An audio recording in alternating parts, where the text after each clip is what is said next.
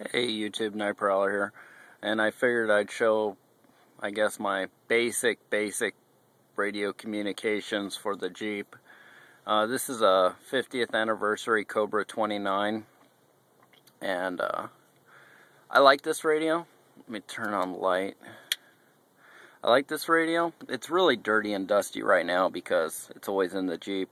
It's got a lot of cool features, but I'm thinking about getting a little bit more basic because I haven't been doing a lot of talking on it lately. I used to talk on this quite often. I would talk all over the place. I'd talk to all the base stations in the area, but I've just kind of lost interest with talking to people on the radio because most of it's just crap and BS, and I don't really want to deal with it. But I guess my question is to you. Okay, I have this. So this is basically your basic Cobra 29, and if you guys know anything about CBs, you know what a Cobra 29 is. Well, this ain't the basic Cobra 29, but this is base audio quality. It's the same as a Cobra 29. The only difference is this has got a couple other things in it, like the LCD screen. But I'm thinking about switching out radios. I have a Galaxy 959. Now, it doesn't have echo, and it doesn't have some of the other stuff that I generally have on the radios. But I'm thinking about using that one because I don't like... Let me see if I can set my flashlight here. Show you a little bit better. But I don't like this little gizmo right here. I just don't like it. It's too easy to move around, and it's not a real positive. You know, when the old ones, you just go click, and you could feel them go click. This, I can't really feel it go click. When I'm driving around, I'm bouncing around, it moves around a lot. But that's it. I'm running a I think it's a 636 noise canceling, a static mic. I may be wrong on that. Let me look real quick. I don't want to be wrong. I'll get ripped on. Let's see. Yeah, 636L camo. That's the mic I run. But it's a cool radio. I'm running it off of a 102-inch whip on the Jeep. That seems to be a good setup for me. I like 102-inch whips. If you're going to go through a lot of drive-thrus and stuff, you may not want to do that because you're going to be scraping on their ceilings and pissing them off. But, you know, I'm always embarrassed because all you hear is every time I go through a drive-thru. But I'm looking for other options. I don't want to run 10 different radios in the Jeep for different bands. I would like to run one with lots of options. And my personal opinion, the CB, if there was an EMP, obviously, you know, CB's not going to work because it's going to be fried. And you can get some with tubes. You can get old CBs with tubes, but that's kind of a pain in the ass to find them and find the tubes and all that crap. And tubes just in a bouncing around setup like this probably isn't going to do very well. So I'm not going to be able to have a comm system just for you know, EMPs. But let's say, you know, we lost power here in Southern California. Yeah, at least I can still communicate with, you know, my base station within reason. You know, probably 10 miles reliably, because I run usually power on this. And I also, on my base, I have a Galaxy 2547 base station with single sideband. Now, in your opinion, do you think single sideband would be more important to have than just a regular, you know, 29? How important do you think single sideband is? If I wanted to communicate with my base from a greater distance away, you know, do you think that would be a good option? Or do you think I should go with something like a handheld 2-meter? You know, because I want lots of frequency options. I want to be able to monitor lots of different frequencies.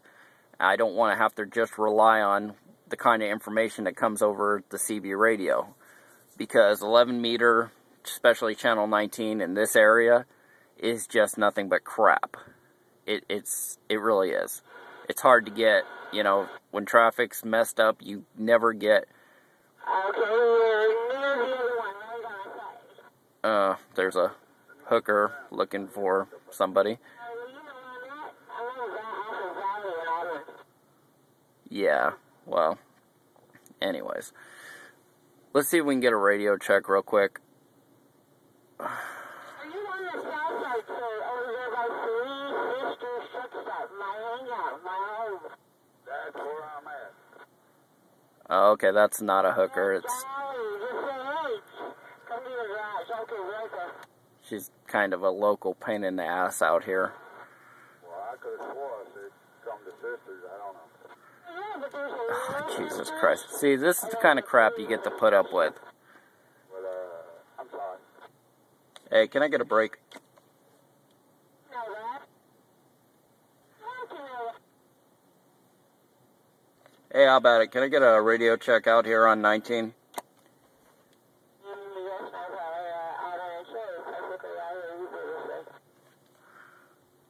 Thanks for a radio check. I appreciate it.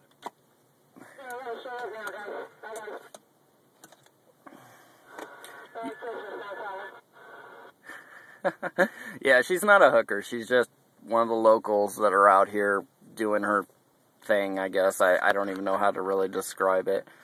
But, yeah.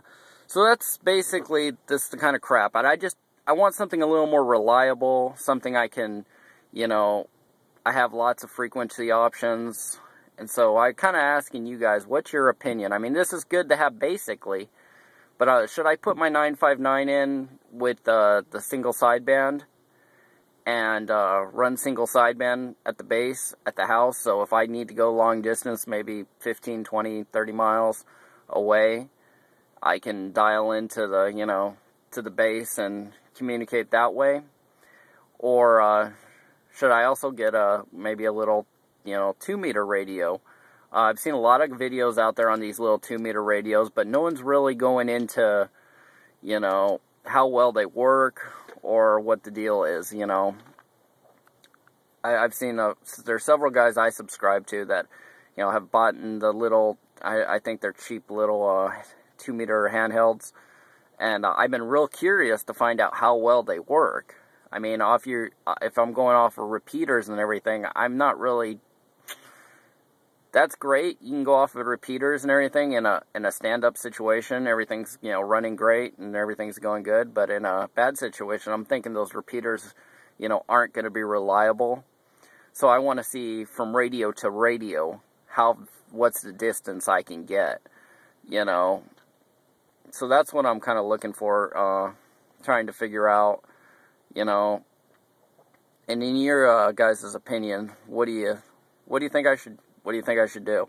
I want, you know, basically to be able to communicate with my base and to gather intel from the local area to find out what situations that, you know, they've come across or, you know, stuff like that.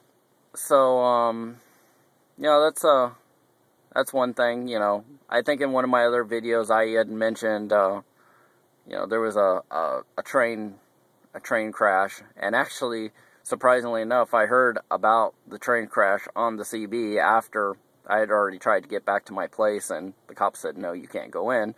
But I had actually heard about the train crash, and that's what I you know, found out, and I went, okay, this is what happened.